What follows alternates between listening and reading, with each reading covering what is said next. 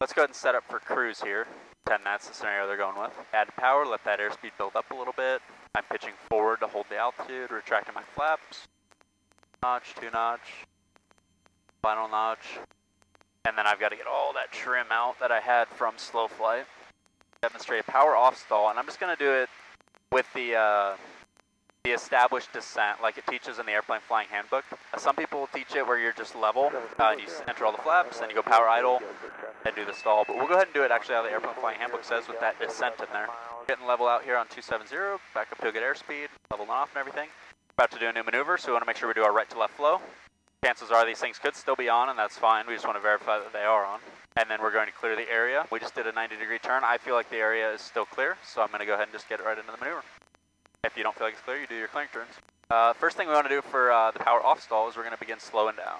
So I'm going to set the power to just a little bit below that 1900. I won't have the flaps coming in quite as early on, so I need to make sure I can slow down enough. I'm going to go to about 1800, hold my altitude until that approach speed. There's 70 knots, the approach speed in this airplane. I'm going to start to pitch forward like we're coming into a runway out there. So we want to get locked in on about a 500 foot per minute descent and the approach speed for the airplane. So we got about 500 foot and we're getting about 75. I'm going to reduce power just a little bit more. There we go. So then we're coming into land. Now with this descent already established, we add a notch of flaps, adjust our pitch accordingly. Notch of flaps, same thing, adjust our pitch accordingly. And final, we're holding 500 foot per minute descent, about the approach speed. We'll go power idle.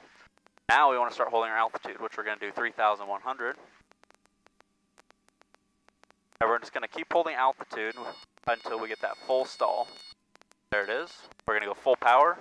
I'm relaxing the back pressure, 1 notch of flaps. And I want to visually get that pitch up as soon as I can to minimize the loss of altitude without causing a secondary stall. We have positive rates going here visually and on the instruments. So I can get that next notch, make sure I'm stable. Final notch. But we really want to train with the idea that minimizing the loss of altitude is really important. We want to train like we're down low. Because when those things actually happen down low to the trees, the mind is racing. So you need the muscle memory to kind of kick in and help you there. And when you have that locked in throughout training, it's more likely that those muscles will kind of kick into play and you'll go full power, relax in 1 notch, without even thinking about it.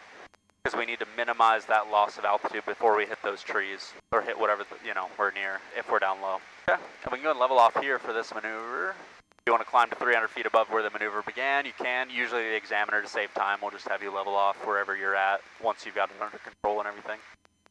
Okay, we're good. Next maneuver.